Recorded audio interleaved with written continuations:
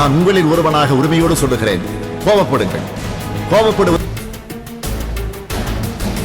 அவர்களை வளர்த்த அன்பான மக்கள் வாழும் இந்த கொங்கு மண்ணுக்கு வந்திருக்கிறேன். चेन्नई का मरीना बीच दुनिया भर में मशहूर और यहाँ मछुआरों की पूरी बस्ती।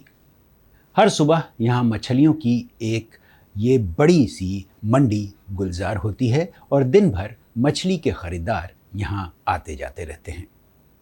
मछुआरों के लिए उनके प्रिय नेता हैं MK स्टालिन।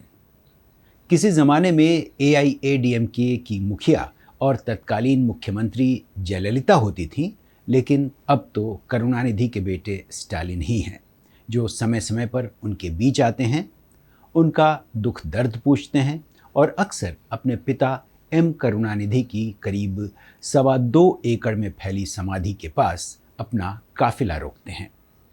वहाँ कुछ पल गुजारते हैं और तमिलनाडु के द्रविड़ राजनीति को आगे बढ़ाते रहने का संकल्प लेते हैं। इन दिनों तमिलनाडु में चुनाव को लेकर बेशक सियासी संग्राम तेज हों, लेकिन प्रदेश की पूरी राजनीति फिलहाल इसी शख्सियत के इर्द गिर्द घूमती है। नमस्कार, शख्सियत में आपका स्वागत है और मैं आपके साथ हूं अतुल सिन्हा। इस बार हम बात कर रहे हैं इसी MK स्टालिन की, जिनको हटाने की कोशिश में पूरी दक्षिणपंथी राजनीति लगी हुई है, जबकि उनकी शख्सियत ऐसी है कि तमिलनाडु की जनता उन्हें खुद से दूर नहीं देखना चाहती। आखिर ऐसा क्या है स्टालिन की शख्सियत में जिसने प्रदेश की जनता के दिलों दिमाग में अपने पिता M करुणानिधि की तरह जगह बना रखी है। अपनी आत्मकथा उगलिल ओरुवन यानी अंग्रेजी अनुवाद देखें तो वन एमंग यू यानी आप में से एक लिखते वक्त स्टालिन ने अपने नाम के बारे में बताया था। उनके पिता करुणानिधि सोवियत संघ के मशहूर नेता जोसेफ स्टालिन से बहुत प्रभावित थे, उनके विचारों को अपना आदर्श मानते थे। 1953 में 5 मार्च को जब स्टालिन का निधन हुआ तो करुणानिधि का यह बेटा महज 4 दिन का था, यानी उसी साल 1953 के 1 मार्च को पैदा हुए थे करुणानिधि के ये बेटे MK स्टालिन। करुणानिधि ने तब अपने बेटे का नाम स्टालिन रखा। MK उनके पहले इसलिए लगा क्योंकि उनके पिता थे MK यानी M करुणानिधि। MK स्टालिन ने बचपन से सिनेमा और सियासत का मेल देखा। पिता M करुणानिधि तमिल फिल्मों के मशहूर पटकथा लेखक तो थे ही, एक फिल्म में अभिनय भी किया था। द्रविड़ आंदोलन के प्रमुख नेताओं में रहे M करुणानिधि के राजनीतिक गुरु रहे CN अन्नादुरई, जिन्होंने 1949 में द्रविड़ मुनेत्र कड़गम यानी DMK पार्टी बनाई, जो शुरू से ही सामाजिक न्याय और धर्मनिरपेक्षता की बात करती है। एक बेहतरीन लेखक रहे करुणानिधि की 100 से ज़्यादा किताबें और उनकी लिखी तमाम फिल्में कहीं न कहीं उनकी राजनीतिक विचारधारा के इर्द गिर्द घूमती हैं और अन्नादुरई की परंपरा को आगे बढ़ाती हैं।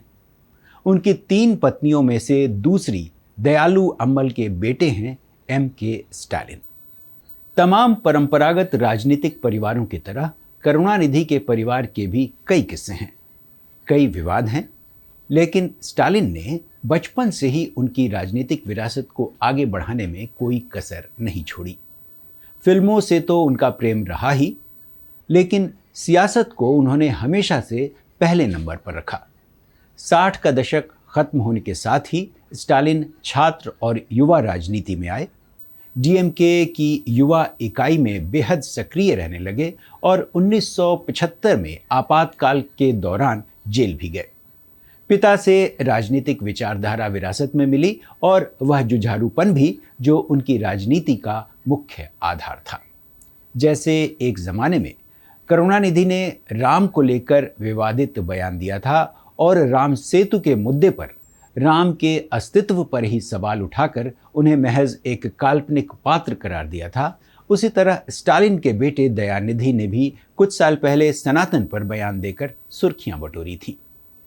दरअसल तमिलनाडु की राजनीति में द्रविड़ आंदोलन और हिंदी विरोध एक प्रमुख मुद्दा रहा है और करुणानिधि से लेकर स्टालिन तक हिंदी विरोधी आंदोलन के प्रमुख नेताओं में रहे हैं, यानी तमिलनाडु में हिंदी थोपने के विरोध में।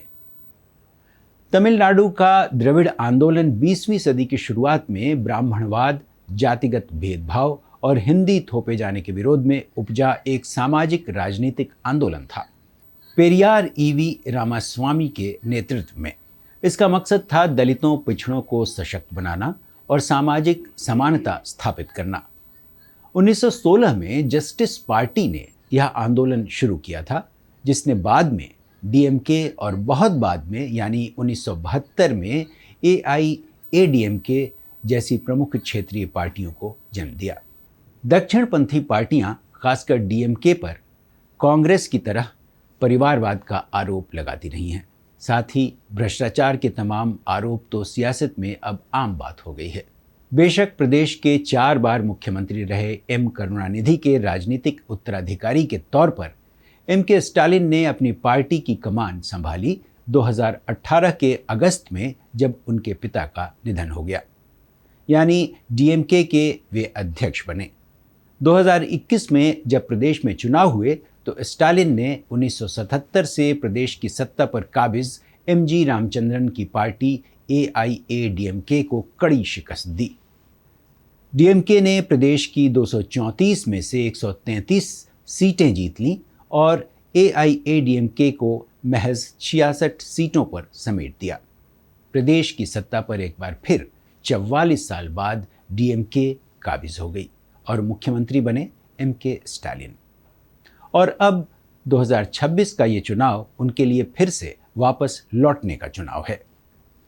कांग्रेस को पिछले चुनाव में केवल 18 सीटें मिल पाई थीं, लेकिन इस बार कांग्रेस डीएमके के साथ है और एआईएडीएमके और भारतीय जनता पार्टी की दक्षिणपंथी गठजोड़ को फिर से न आने देने के लिए पूरी जोर आजमाइश कर रही है। दरअसल जब हम दक्षिण भारत की द्रविड़ राजनीति की बात करते हैं तो अक्सर ये समझना मुश्किल होता है कि आखिर ये है क्या। भारत को जब उत्तर और दक्षिण के तौर पर देखा जाता था, यानी आज भी जब देखा जाता है, इसका ऐतिहासिक और पारंपरिक मतलब ये होता है कि उत्तर यानी आर्य और दक्षिण यानी द्रविड़। द्रविड़ राजनीति का मूल आधार दक्षिण भारतीय लोगों की संस्कृति, उनके इतिहास और भाषाओं जैसे तमिल, तेलुगु, कन्नड़, मलयालम आदि को बढ़ावा देना, हिंदी के वर्चस्व का विरोध और इस इलाके की खास भौगोलिक पहचान से जुड़ा है। जाहिर है एम.के. स्टालिन द्रविड़ राजनीति की इस मूल अवधारणा के साथ राजनीति करते रहे हैं और तमिल अस्मिता की लड़ाई लड़ते रहे हैं। उनके 4 भाइयों में से एम.के. मुत्तु सबसे बड़े थे। वे एक बेहतरीन अभिनेता, गायक और सांसद रहे, जबकि स्टालिन से 2 साल बड़े एम.के. अलगिरी भी तमिलनाडु की सियासत में काफ़ी दबदबे वाले नेता माने जाते रहे। केंद्र में कई साल मंत्री रहे, लेकिन स्टालिन से उनके विरोध की वजह से डीएमके गुटबाजी का शिकार हुई। स्टालिन और अलगिरी समर्थकों में कई दफ़ा आपसी झड़पें भी होती रहीं। अलगिरी पर कई तरह के आरोप हैं, हत्या की साजिश, ज़मीन हड़पने से लेकर भ्रष्टाचार के कई मामले, जिसकी वजह से यूपीए सरकार और करुणानिधि के बीच विवाद भी हुए और डीएमके ने यूपीए से समर्थन वापस भी लिया था। स्टालिन के एक और भाई एम.के. तमिलारासु तमिल फिल्मों के निर्माता हैं, जबकि स्टालिन की बहनों में से एक कनिमोझी को तो आप जानते ही होंगे।